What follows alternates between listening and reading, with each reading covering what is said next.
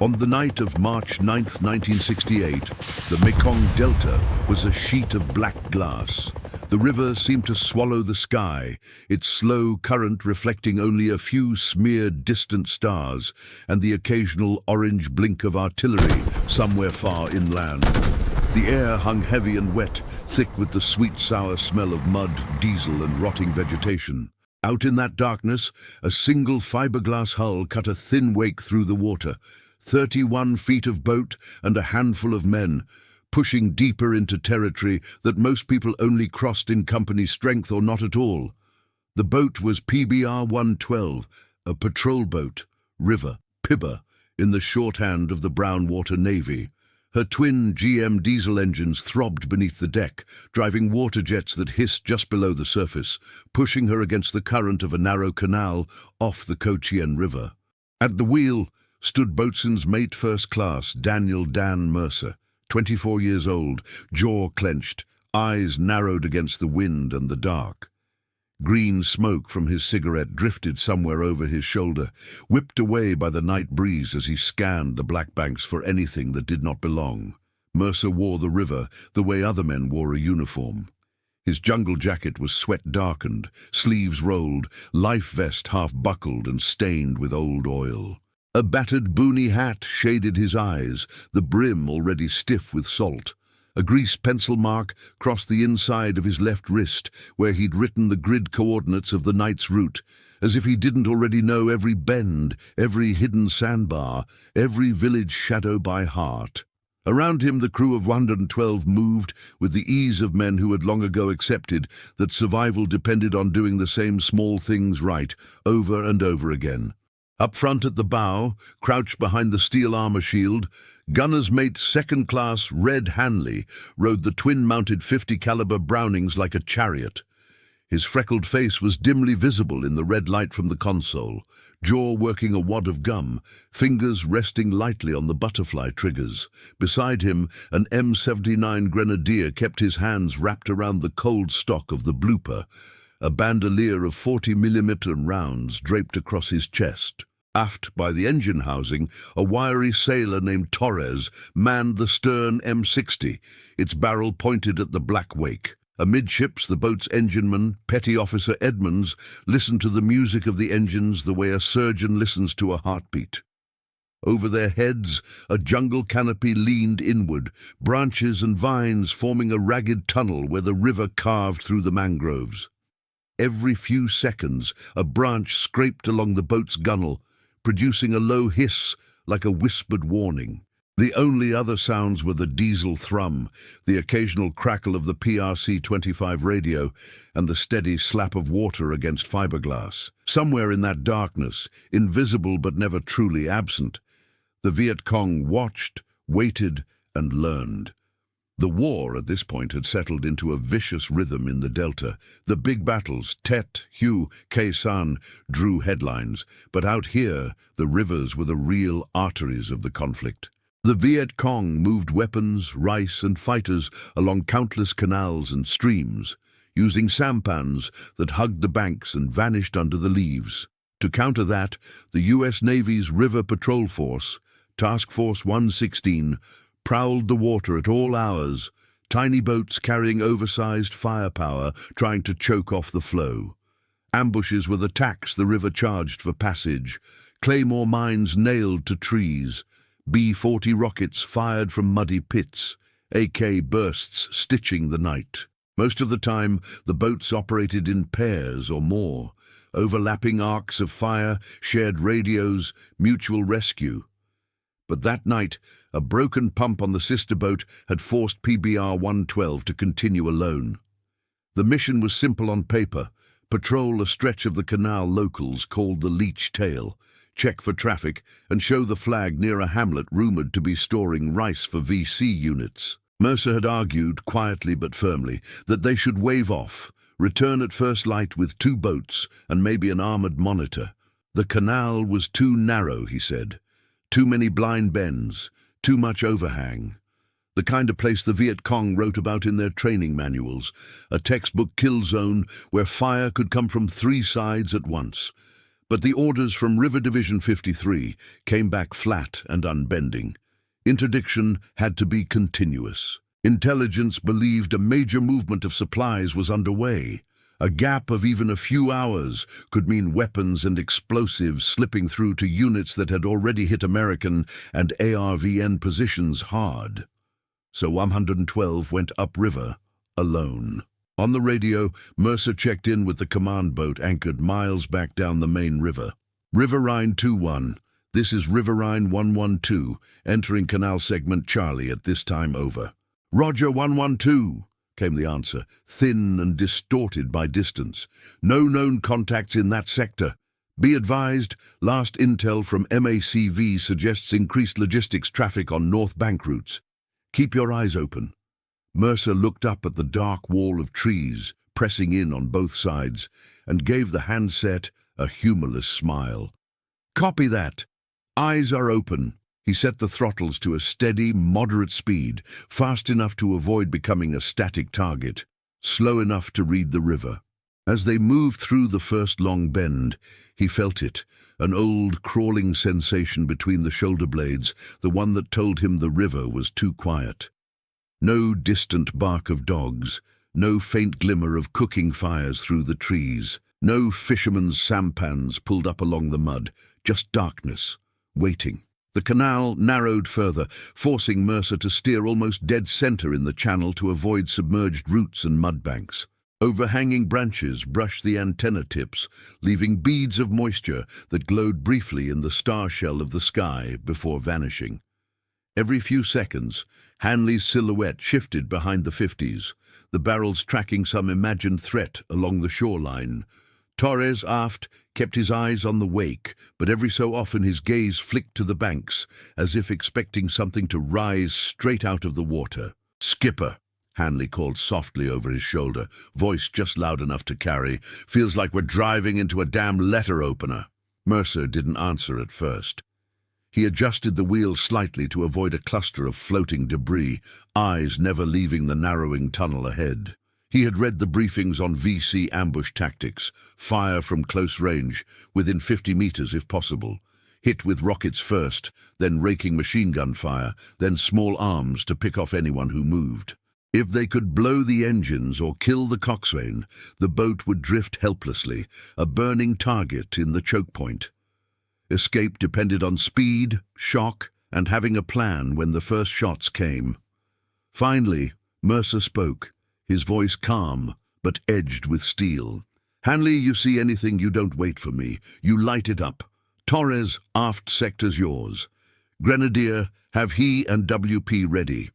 We're not here to trade first volleys with anybody." Dean, that was Mercer's quiet reputation up and down the division. Some boat captains talked about reacting, about where they would go when ambushed. Mercer talked about what he'd do in the first half-second after the ambush began. He believed the only way a tiny boat survived against a well-prepared riverbank ambush was by hitting back so violently, so fast, that the enemy flinched first. He drilled his crew on immediate action, swing the bow toward the threat, flood the bank with .50 caliber fire WP to blind and burn, then either punch through at full throttle or back out in a white rooster tail reverse. Night, as PBR 112 slipped deeper into the Leech Tail, he felt in his bones that it wouldn't just be theory anymore. 10 minutes later, they passed the last landmark Mercer trusted. On the starboard bank, half buried in mud and roots, lay the cracked hull of a wooden sampan, its bow pointing at the sky like a warning finger. He had seen it a dozen times before on patrol, watched it slowly sink year by year, its painted eyes fading under layers of algae. Locals said it had belonged to a fisherman who vanished one night. No splash, no cry, just gone. Superstition branded the spot unlucky. The Americans marked it on their charts as Ghost Boat Bend. "Marking Ghost Boat," Edmonds muttered, half to himself, checking his wristwatch. He liked to note the time they passed certain landmarks as if building his own private library of the river. It was 22,207 hours. Beyond Ghost Boat Bend, the canal tightened again, shifting in a lazy S-curve that forced the boat to slow. Mercer eased the throttles back a hair, feeling the hull respond, the bow lifting slightly as speed bled off. Ahead, the water reflected only darkness. The mangroves leaned closer together, their roots like skeletal fingers reaching into the black current.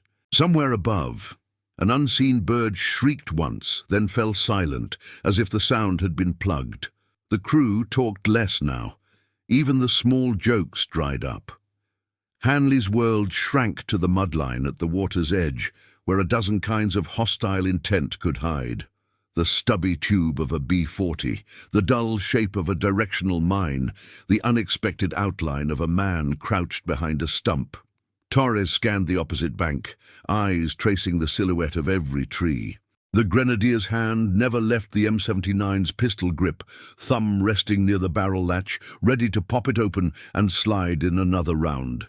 Mercer reached for the radio handset again and thumbed the transmit key. Riverine 2-1, this is 112, approaching grid 7-4, Leech Tail interior, all quiet at this time. Over. Static hissed, then the distant voice came back, thinner now. Copy 112. You're at the edge of our commo footprint. Keep this net open. If you run into anything heavy, break squelch 3 times, then send salute. We'll spin up air if we can get it. Spin up air. The promise was thin comfort. Mercer knew that even if a pair of Huey gunships launched the moment he called, it would take long minutes before they could work their way to the right canal, find the right branch, and then locate a fight that might be over in under 60 seconds. Out here, the first minute belonged solely to the men on the boat. He hung the handset in its cradle and adjusted his grip on the wheel. In the stern, Torres shifted his stance, boots squeaking faintly on the damp deck. The first sign came not as fire, but absence. As the boat cleared the second curve of the S, the night ahead turned unnaturally smooth. The usual clutter of floating leaves and water hyacinth thinned out, like a path swept clean. Mercer's eyes narrowed. The Viet Cong learned quickly. They knew that debris could foul a jet intake or catch on a propeller. If they wanted a boat to move a certain way, to a certain point, clearing the water ahead was one way to do it. "Red," Mercer called softly. "You see that?" "I see it," Hanley replied. "Looks like somebody swept the damn river." They were entering the throat. Mercer's decision point had been clear in his mind for days. In a narrow canal, under heavy fire, most men's instincts screamed at them to turn around, to, in riverine slang, back down and bail out. But backing down a PBR meant exposing its lighter stern to the enemy, engines and steering vulnerable to the first lucky burst. It also meant conceding initiative, trying to flee through the same channel the enemy had sighted in and rehearsed in daylight. Mercer believed in a different approach. If they were going to be ambushed, and he now believed that more than ever, then he would do something he had practiced in his head 100 times, but never executed in full. Drive straight into the teeth of the kill zone, then explode sideways out of it. He reached out, tapped Hanley on the shoulder. "Listen up. When it starts, I'm going to push us forward, not back.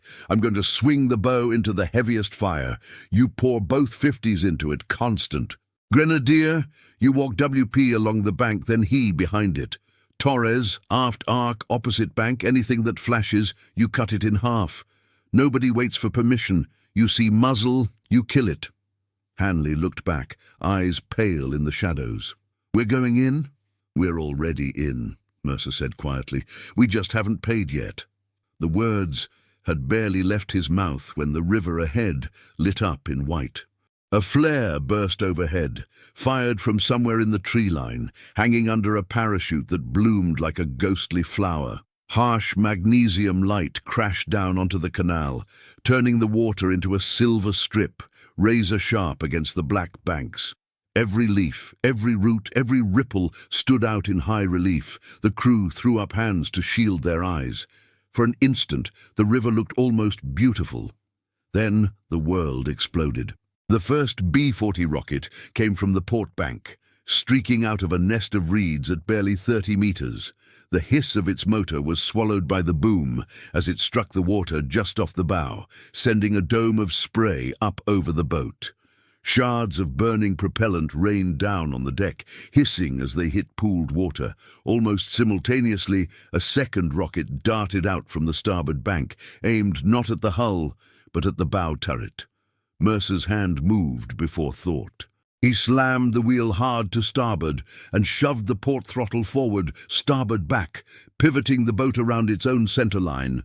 The rocket passed where the turret had been a heartbeat earlier, slamming into the opposite bank in a shower of mud and splinters. At the same instant, the jungle erupted in muzzle flashes. AK fire rolled along both banks in a deadly ripple, bullets slapping into the water, whining over the deck, punching into the armor shields with brutal metallic pings. Tracers sliced through the air in red-orange arcs, drawing lines from invisible firing points toward the boat. Somewhere above the small arms roar, a heavier, slower thump beat. A single heavy machine gun, maybe a DSHK or a captured M60, firing from higher up the bank. "Contact both sides!" Hanley roared, already swinging the twin 50s toward the brightest cluster of flashes on the port side. He slammed the butterfly triggers down. The Brownings answered with a thunder that seemed to punch the air out of Mercer's chest. Twin red tongues spewed from the barrels, the guns hammering a solid line of fire into the tree line. Tracers arced and ricocheted, smashing through wood and foliage, sending showers of sparks where they hit unseen metal. The Grenadier popped the M79 open and slammed in a white phosphorus round. He snapped it closed, leaned against the armor plate, and fired high, arcing the shell over the port bank. It burst among the treetops in a shower of burning white tendrils that clung to leaves, trunks, and flesh alike, turning part of the jungle canopy into a thrashing torch. Screams cut through the gunfire, high and sharp. Mercer felt the boat shudder under the impact of bullets, heard glass shatter somewhere aft. He kept the wheel canted, forcing PBR-112 to slide sideways through the kill zone even as he advanced. It was a maneuver he'd practiced in open water, using the twin throttles to crab the boat, presenting maximum armor and firepower to one side while continuing to move. Now, in the canal, the margin for error was a few feet on either bank. "Torres! Starboard!" he yelled. Torres had already read it. The stern swung just enough to bring his M60 to bear on the right bank. He squeezed the trigger, the machine gun chattering in short, controlled bursts that stitched along the mudline, walking up into the brush. Bits of bark and dirt flew with each impact. An RPG assistant gunner, rising to reload, jerked and fell back, his tube tilting uselessly into the water. The Viet Cong, for their part, had not expected this. Their doctrine assumed that under a sudden crossfire, a small boat would either freeze or try to reverse out, presenting its stern and giving them a long, predictable target. Instead, 112 drove forward aggressively, its bow hunting the hottest pockets of fire, its guns scything anything that moved. The flare overhead threw everything into harsh, unforgiving relief. Men in black pajamas scrambling behind logs, the flash of a B-40 tube, the collapse of a thatched firing bunker under. 50 caliber impact. In those first 20 seconds, something crucial shifted. The ambushers lost the luxury of carefully measured volleys and started to react to the violence coming off that tiny fiberglass hull. The canal narrowed yet again, funneling PBR-112 into the very center of the prepared kill zone. For the Viet Cong unit, under a local commander everyone knew only as Bay Lock, this bend was supposed to be the point of no return. His men had rehearsed it in daylight, moving through the mud, timing their sprints from one firing position to another, memorizing ranges. Claymore-style mines had been fixed to trees, angled down to the waterline. Firing slits had been cut into roots and embankments, low and nearly invisible under the brush. Above them, rough bamboo ladders led to platforms where heavy guns could rake the river from height. Now, as the American boat surged deeper instead of flinching back, Baylock realized the shape of the battle had changed. He heard the heavy cough of the twin 50s and felt the shock as rounds tore into the trees around him, showering him with splinters. Men he had positioned in what he believed were safe, defiladed spots were suddenly exposed by the volume and angle of the incoming fire.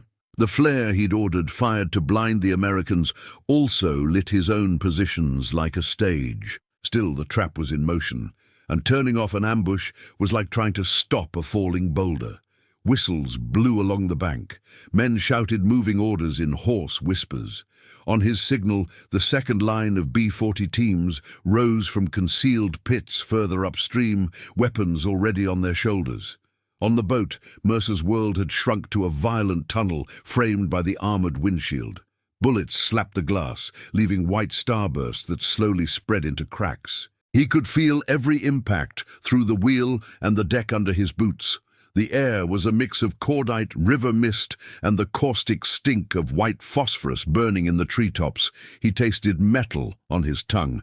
"Engines holding!" Edmund shouted from below, his voice louder than usual to cut through the noise. "Port jet took something, but pressure's green," Mercer acknowledged with a curt nod, eyes never leaving the shifting chaos ahead. The boat's bow wake now resembled a boiling cauldron, bullets slapping the surface and throwing up small geysers. A dead branch, blown free by gunfire, spun across the water and clanged off the hull. Ahead, he saw it. A darker patch along the port bank, where the tree line receded slightly from the water, leaving a flat mud shelf about 3 meters wide. In the harsh flare light, he could see footprints, fresh and numerous, stamped into the damp surface. It was a staging area, a place where a second wave might be waiting with more rockets, or where wounded would be dragged. In that moment, he made the decision that would later be dissected in after-action reports and training briefings.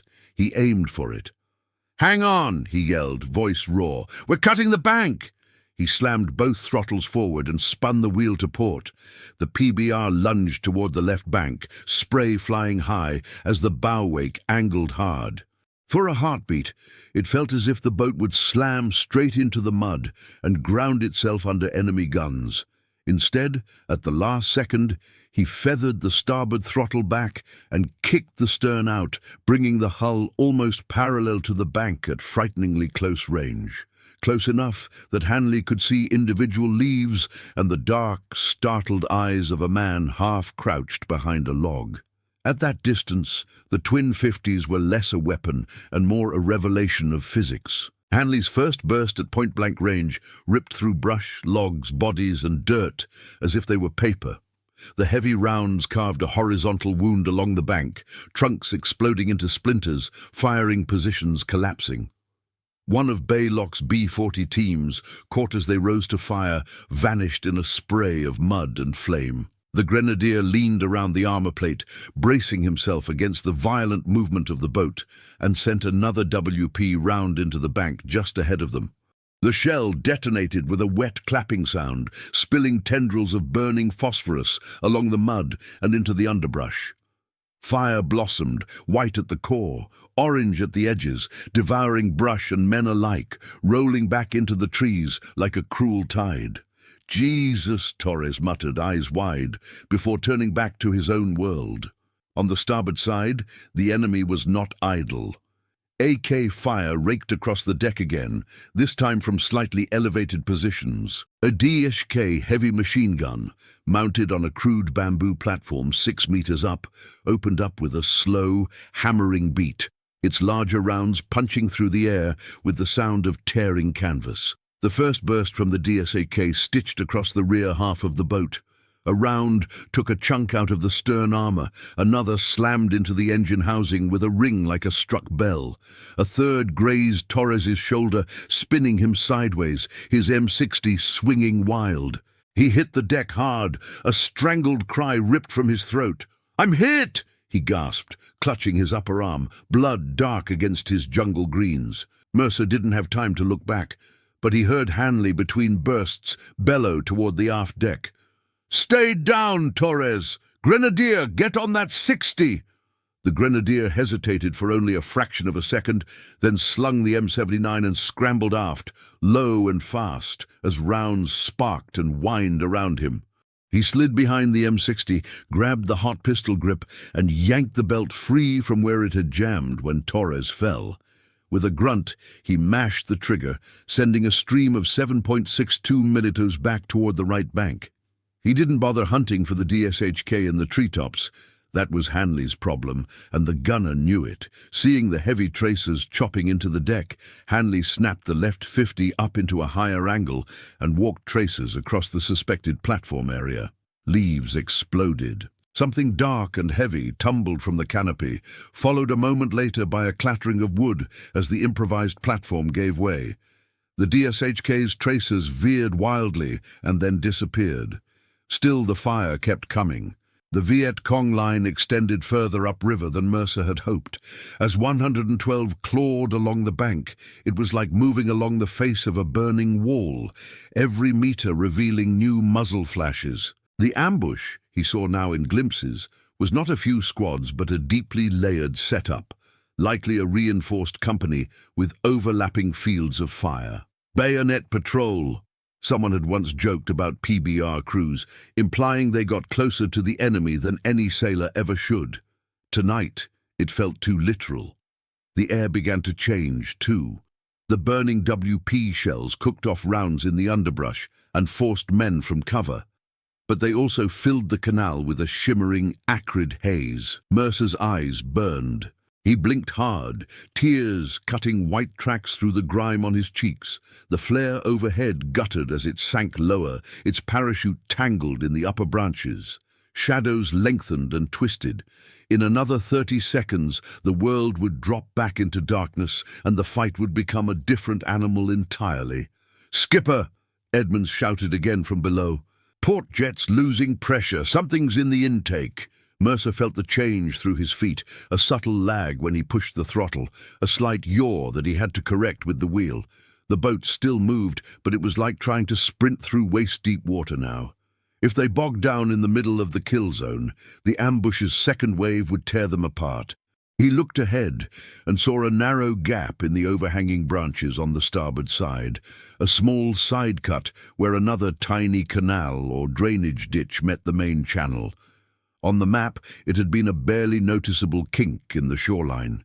In reality, it was just wide enough for a boat like 112 to angle into if the coxswain was either very brave or very desperate. Mercer chose both. "Hold on," he barked. "We're punching through." He spun the wheel to starboard, flipping the balance of throttle. The boat heeled under the sudden maneuver, deck tilting. Hanley swore as the 50 mount slewed. The bow swung away from the burning port bank toward the narrow, darker notch in the right bank. It was like driving into the mouth of something unknown, but it also offered what he needed, a way to get out of the center axis of the ambush, to break the enemy's carefully plotted firing geometry.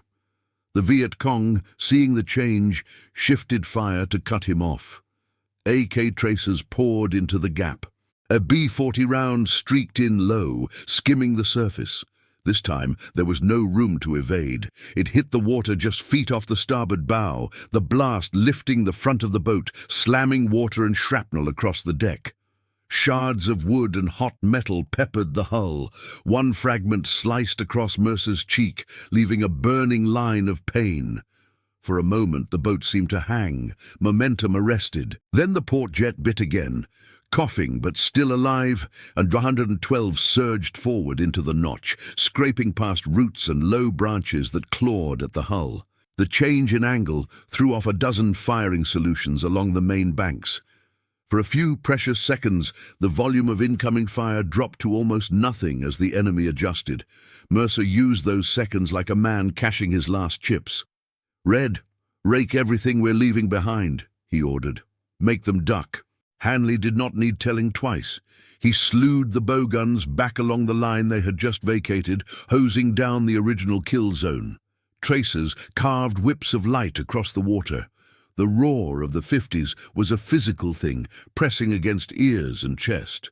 In their wake, bunkers collapsed, tree trunks snapped, and men scrambled for cover instead of coolly tracking the fleeing hull. PBR 112 was not out of danger. The narrow cut they'd forced into was shallow and choked with roots. The water jets hissed as they sucked mud and debris. Alarms flickered on the engine panel, but they were no longer a stationary target in the center of a shooting gallery. They were a moving problem, and every meter they gained threw another handful of seconds onto the clock. Inside the narrow side channel, the world changed from bright flame-lit chaos to something close and suffocating.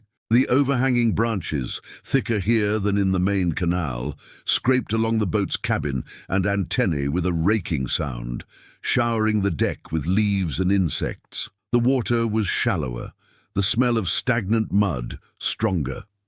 The engines labored, one of them now coughing intermittently as if choking on the river's own blood. "Depth!" Mercer shouted. "Barely enough," Edmonds answered. "You keep us moving. I'll keep us breathing." Behind them, the main canal was still a storm of gunfire. Muzzle flashes flickered through the trunks like the last sparks of a dying bonfire. Sporadic fire chased after the boat, bullets ripping through leaves, thudding into the channel walls. A few snapped across the open sections of the deck, but the angle was poor. When the flare finally burned out and darkness fell like a dropped curtain, the volume of fire dropped even further. The Viet Cong had built their ambush to dominate that one bright exposed stretch of water. The deeper PBR 112 moved into the side channel, the less of that setup could reach them. The respite meant little if they couldn't get out. Mercer's hands were white-knuckled on the wheel. He could feel the sluggish response of the hull, the way it had lost the lively, plainer speed of open water. Roots dragged along the Chinese, each scrape a reminder of how easy it would be to ground. If they stopped here, in this black artery off the main canal, the enemy could simply redeploy and finish the job at leisure.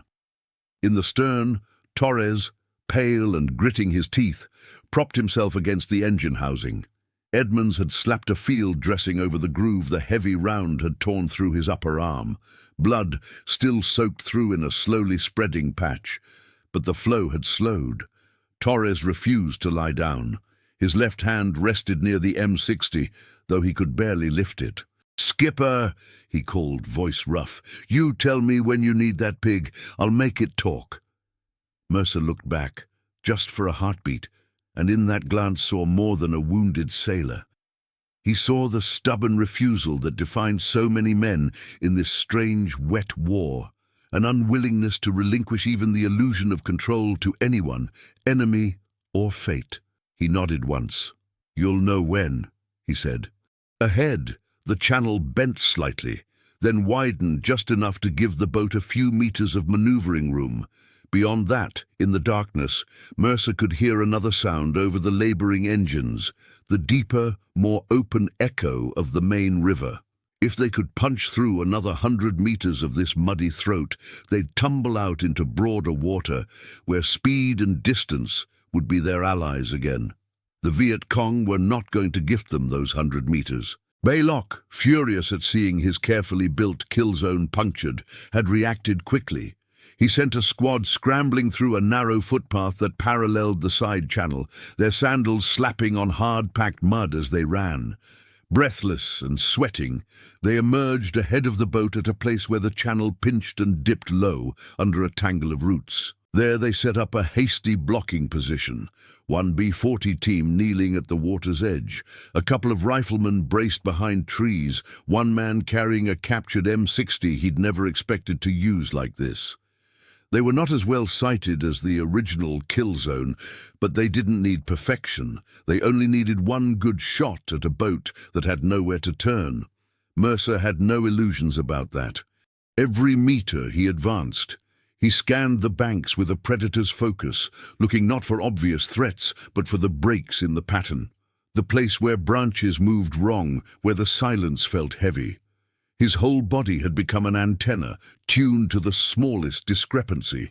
He sensed rather than saw the men ahead first, a darker shadow among shadows, a faint clink of metal where there should have been only water and wind. His stomach tightened. "Contact front," he barked. "Red! 12 o'clock!" But the channel here was so tight that Hanley's bowguns, mounted centrally, could not depress low enough to hit the very near bank in front without chewing up half the boat.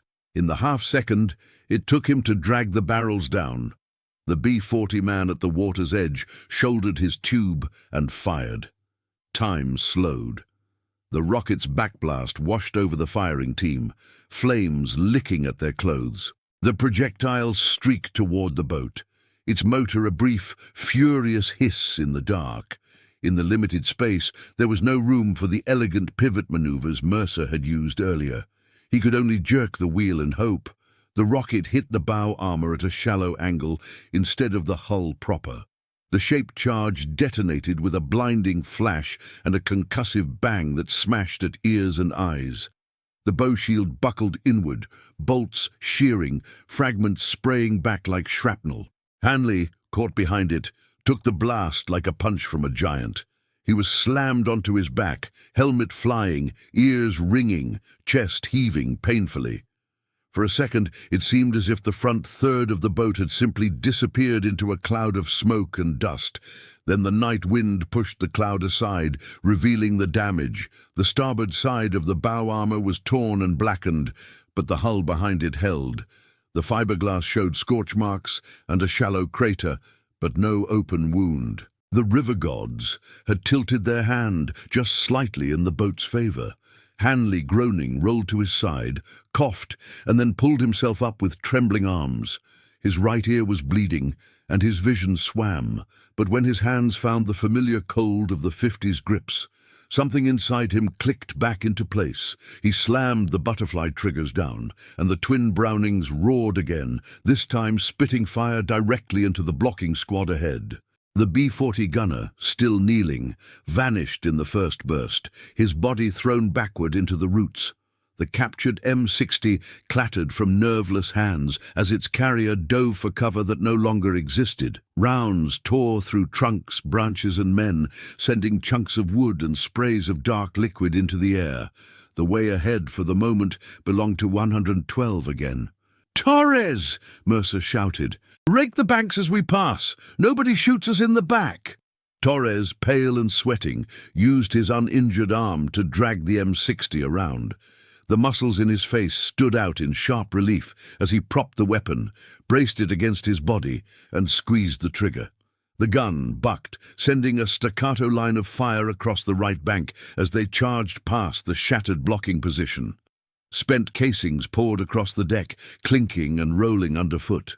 In the engine space, Edmonds coaxed every last ounce of thrust from the labouring jets. Warning lights flickered angrily on the panel, then steadied as he adjusted feeds and bled lines. The sound of the engines rose in pitch, a strained howl that promised consequences later, but later was a luxury they could not afford to consider. Then, suddenly, the channel spat them out. 1 second they were crammed between reaching roots and low branches. The next, the water opened up around them into the main river, wider and more forgiving. The sky felt higher. A faint night breeze touched their faces. The relative silence after the chaos of the canal was almost shocking. Mercer didn't hesitate.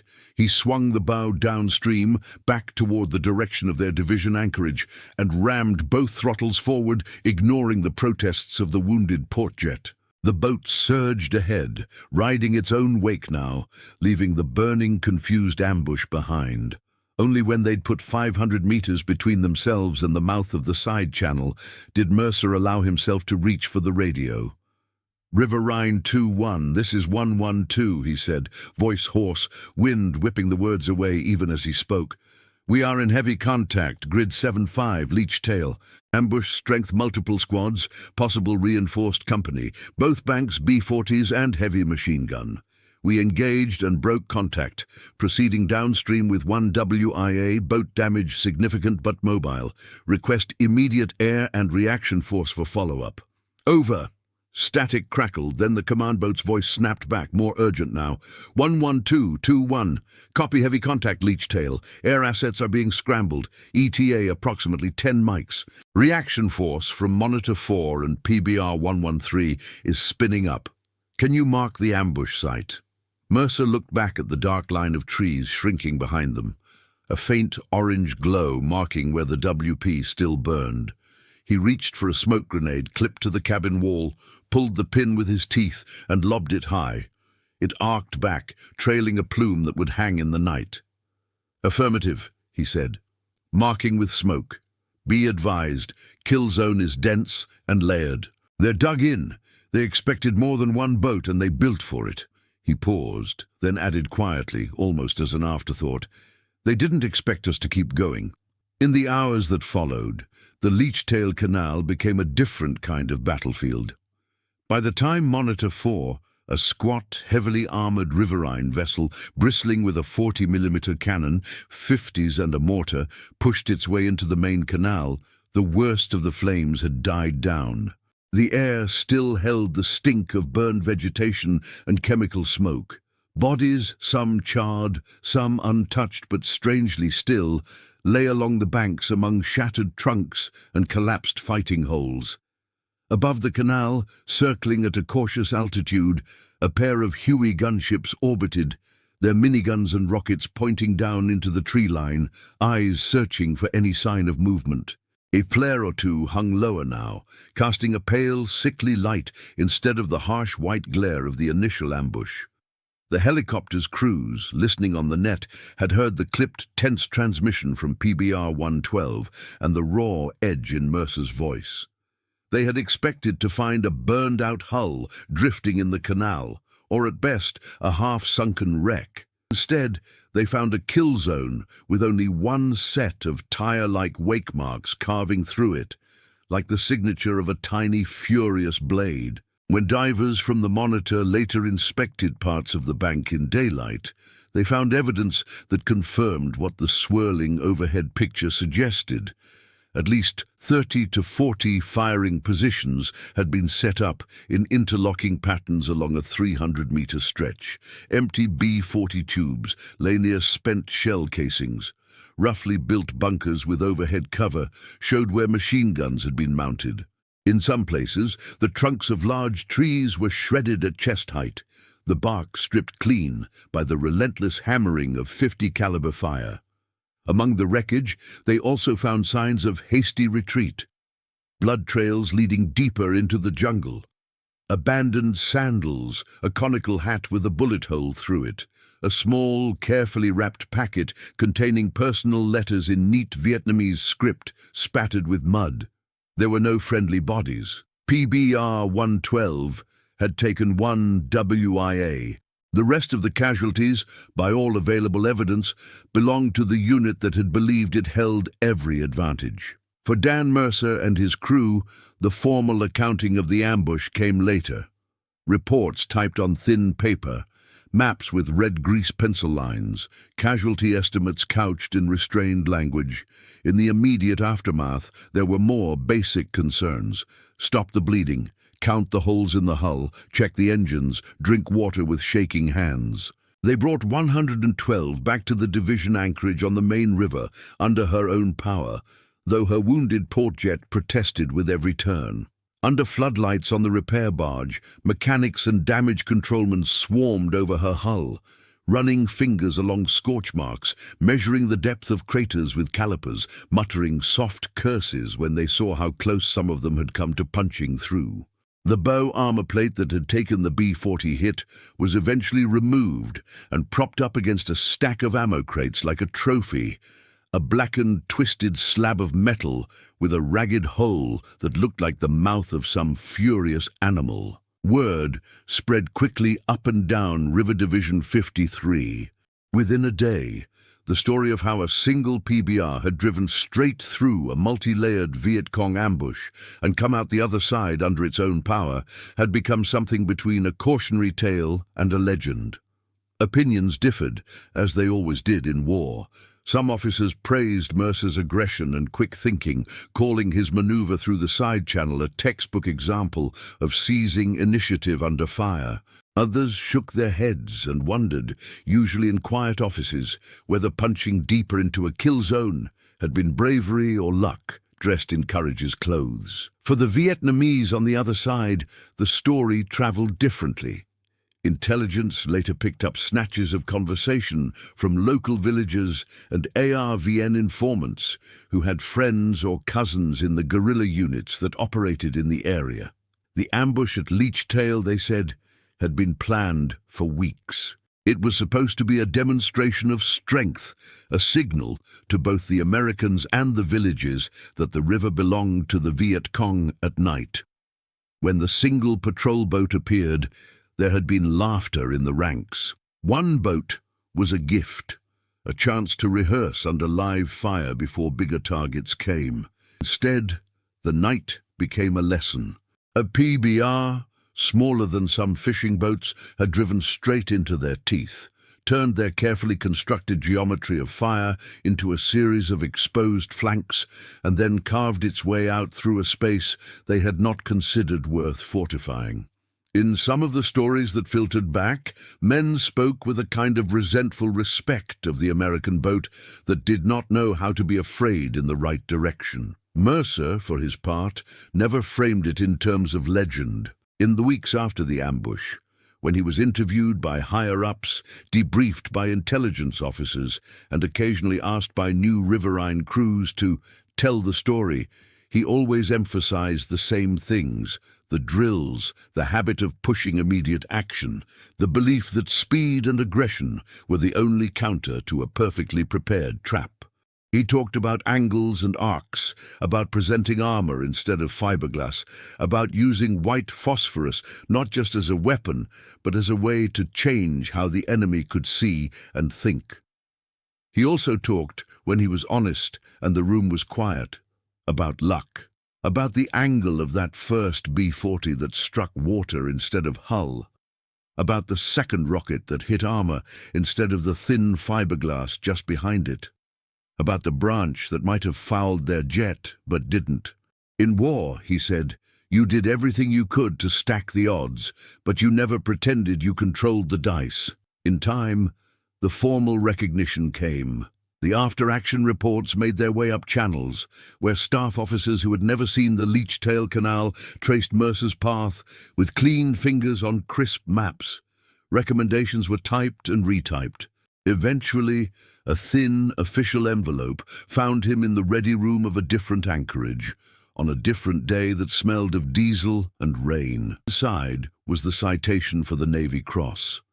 It spoke, in the stripped language of such documents, of extraordinary heroism, conspicuous gallantry, and intrepid leadership under fire. It described how he had aggressively maneuvered his craft into the heart of an intense, enemy-prepared ambush, how he had delivered devastating fire on multiple hostile positions at dangerously close range, and how his actions had disrupted and neutralized an enemy force of superior size and positioning, saving his crew and denying the enemy a decisive victory. He read it once, expression unreadable, then folded it back into the envelope. What stayed with him more than the words were flashes of that night. Torres refusing to leave his gun, Hanley dragging himself back behind the battered bow mount, Edmonds coaxing life from wounded engines, the way the river had glowed white under the flare, and then swallowed everything in black again. After his tour ended, Mercer rotated home. Like many brown water sailors, he returned to a country where the river war was little known and less understood. Photographs of Marines on hilltops and grunts in rice paddies filled the news. Fiberglass boats sliding through mangrove tunnels at night rarely did. He married, worked in a shipyard for a while, then later in a small engine repair shop, hands still smelling faintly of fuel on Sunday mornings. He did not join veterans groups right away. When he eventually did, it was usually the rivermen he gravitated toward, the ones who knew what hydraulic cavitation sounded like in their bones. In quieter evenings, sitting on a porch far from any jungle, He sometimes found himself listening for sounds that were no longer there. The hollow slap of water against a shallow hull, the distant pop of a flare, the crackle of a PRC-25 coming alive with a call sign that began with riverine. He never romanticized the night in the Leech Tail canal. He knew too much about how easily it could have gone the other way. But he also understood, in a way few did, what it meant when a tiny craft with a handful of men met a carefully prepared ambush and refused to die in the way the enemy had written for them. For the Viet Cong who survived that night, the memory carried its own weight. Some of them later told young recruits about the boat that broke their perfect trap, using it as a reminder that the enemy could be stubborn and inventive, that no plan survived first contact untouched. In a conflict often painted in broad strokes, villages, provinces, offensives, the fight in that narrow canal became one of those small, sharp stories that men who were there passed on to each other with a quiet shake of the head. In the end, the legacy of PBR-112's run through the Leech Tail was not just a medal on a chest or a paragraph in a unit history. It lay in the way tactics shifted slightly but measurably on both sides. Other PBR crews drilled more on immediate action in narrow canals, practiced aggressive crabbing maneuvers, carried a few extra WP rounds just in case. Viet Cong units, for their part, adjusted their ambush plans, adding contingency positions to account for boats that might not back down on cue. War, in Vietnam as anywhere, was a dialogue written in fire and mud. Each act of unexpected defiance forced an answer. Each unexpected answer carved a new line in the unspoken textbook both sides kept in their heads. Looking back, decades later, military historians would note the incident in dry marginalia, a data point in the broader study of riverine warfare. They would talk about force ratios, terrain, and doctrinal flexibility, about how a single small unit's decision could ripple through a campaign. But for those who had been out there that night, what remained were simpler images. White fire dripping from the trees, the roar of big guns in a space too small for them, the slam of a rocket on armor, the moment when a tiny boat, dwarfed by the jungle and the war around it, chose to drive forward instead of retreat. And somewhere in that, you can glimpse the strange, hard truth of the Vietnam War, that it was often decided not just by grand strategies and major offensives, but by a handful of young men in fragile craft, making impossible choices in flooded tunnels of mangrove and mud. If this night on the Leech Tail Canal made you feel the river's darkness and the courage it demanded, stay with us for more stories from the Brown Water War that almost slipped through history's fingers. Share what stood out to you about PBR-112's run, or what you would have done in Mercer's place down there in the flare-lit water. And if you want to hear more of these hidden battles of Vietnam, consider joining us for the next journey upriver.